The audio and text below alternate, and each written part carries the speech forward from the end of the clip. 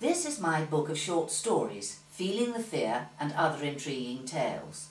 And I'm now going to read you one of them. It's called Cassocks and Kilts.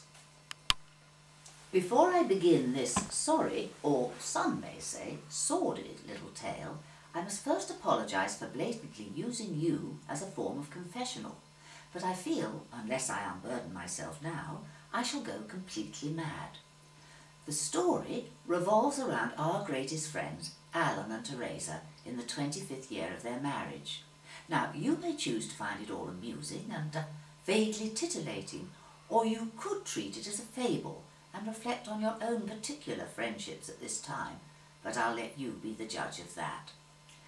Alan and Teresa were the backbone of our little group of friends, the linchpins, the mainstay, the very foundations that we all, without exception, leaned upon. Predictable, reliable, honourable and steadfast are just some of the adjectives I'd use to describe them. They were always there for us in times of trouble and in times of joy. Alan was a clergyman, a beautiful man both outwardly and inwardly, tactile and demonstrative, with an infinite compassion for the frailty of his fellow human beings. So a clergyman should be, you might be thinking. You're right, but how many do you know? And Teresa? Well, frankly, there is only one word to describe Teresa: saintly. There were occasions, and I feel awful saying this, when we could have throttled her. I mean, there are times, I think you'll agree, when one should call a spade, but not Teresa. Oh dear me, no. She found good in everyone, and nothing was too much trouble for her. I'll give you an example. When Will, my husband, was laid up with sciatica, and I was at that sink or swim stage of my little dress agency business, who stepped into the breach and made Will lunch every day? You've got it. Mother Teresa. Will hated it when I called her that, said I was a bitch. Goodness does have a way of making one feel guilty, don't you think? There were 10 of us in the inner sanctum of our group, including Alan and Teresa. There was Fenny and Mikey. They were the golden oldies and had both long hit fifthly. Sadly, Fenny had also hit the bottle, but Alan was amazing with her. He became a sort of Alan Anonymous, there for her whenever she needed a drink. Poor old Mikey rather resented it. I think it made him feel inadequate. Early retirement hadn't suited him at all. Noel and Bunty, they're gay men in case you're wondering, and run a terrific florist shop called Gay Bouquets. Now they both willingly would have laid their lives down for Alan, who married them unofficially in his church. Quite something for a C of E parson, don't you think? The talk he gave on the day was wonderful, all about love and how in the eyes of God all love between two people, whatever their sex, is sacred and should be celebrated, not condemned. His voice trembled with emotion. It was a deeply moving experience. Then there was Scott and Polly. They'd only been in our group for the past 10 years, but we all adored them. I suppose them being actors made them more interesting than the rest of us. They were great ones for games evenings. You should have seen Alan playing Guess Who. You know that game when you have to act out a character. His Maggie Thatcher was brilliant, and as for his Anne Widdecombe, if you shut your eyes you could have sworn it was her. I think Teresa faintly disapproved, though she never showed it. Fixed grin throughout, while we all just fell about. And lastly, there was us. We'd known them the longest. Will had been at school with Alan and was his best friend. In fact, they'd both studied theology together at Oxford and were inseparable till Alan took up the cloth and Will went into teaching. When I first came on the scene, I felt that Alan was quite hostile towards me. There's something impenetrable about the bond between two men, don't you think? Anyway, all's well that ends well. Alan was the best man at our wedding, and I think it's safe to say that we were their closest friends. After all, our kids grew up together, our parents knew their parents, and we really had no secrets from each other. Or so I thought. We all live in and around Thatchley Cross, For those of you who don't know it, it's a pretty little market town. Most of the thatched roofs from which it derived its name have long since been replaced, but it still has an aura of quaint old England. At the time that all this happened, we hadn't seen much of Alan, who had been away on a sabbatical. Teresa told us in confidence that he'd sort of worn himself out with being a good Christian and was taking time alone to reflect on his own internal life. Well, now I've filled you in, we can go back to that phone call, which came late on a Friday night when we were going to bed. It was Alan. He sounded so serious and, well, I think portentous is the word I'm looking for. He asked if we could come over the following evening, as he had something of the utmost importance to tell us all. I was more than a little hurt. We hadn't seen him in over 3 months, and he didn't even ask me how I was. So unlike Alan.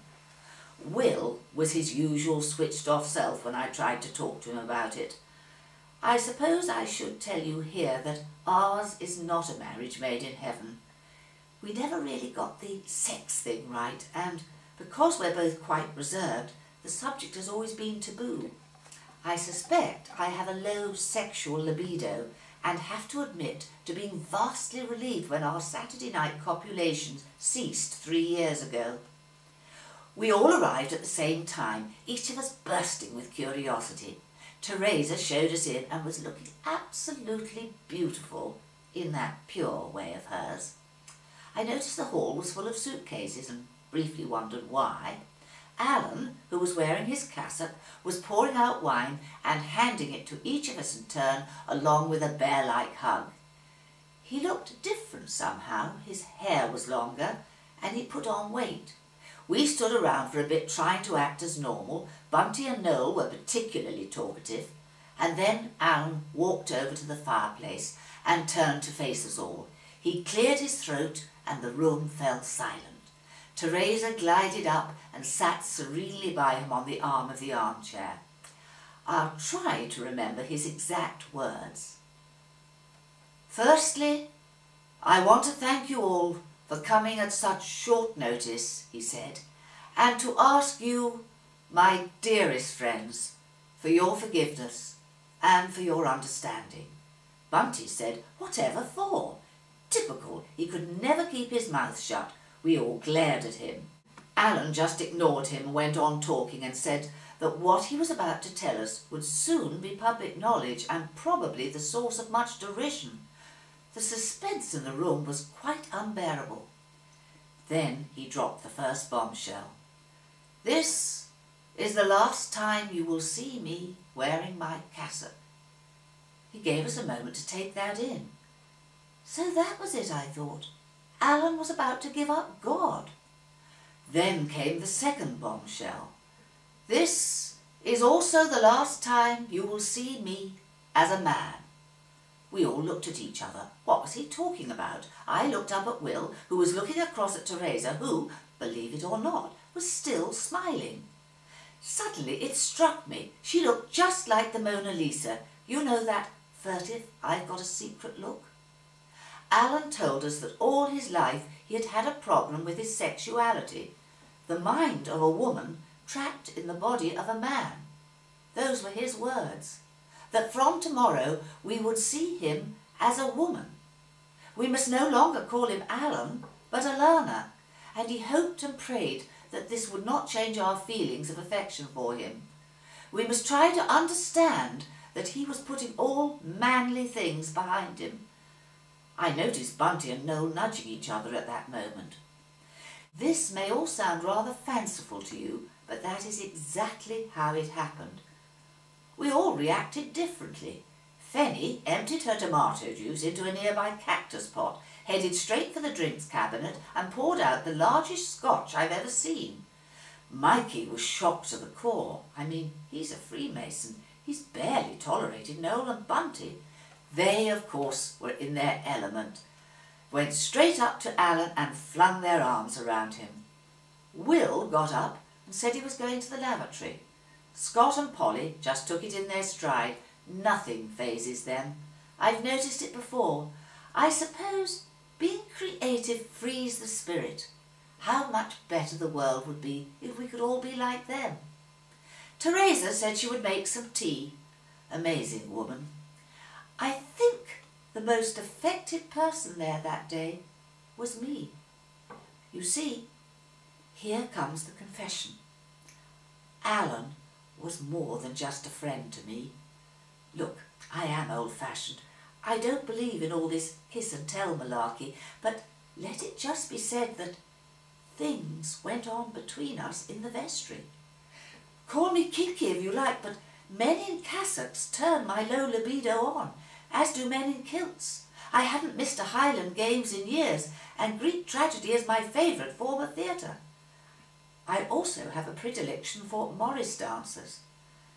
We never did the full thing, our principles forbade it, but I can state categorically that Alan was a man in a big way, and, not to labour the point, in full working order, so you can imagine my confusion.